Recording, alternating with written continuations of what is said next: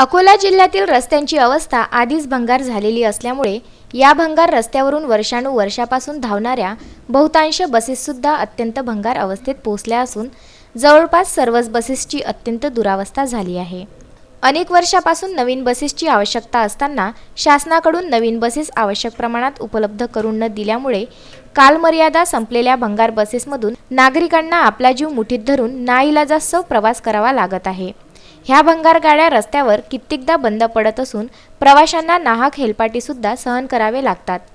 काही बसच्या टायरचे रिमोल्डिंग पट्टे निघालेले असताना सुद्धा प्रवाशांच्या जीवाची पर्वा न करता त्या तशाच रस्त्यांवर चालून भीषण अपघातांना निमंत्रण दिले जात आहे।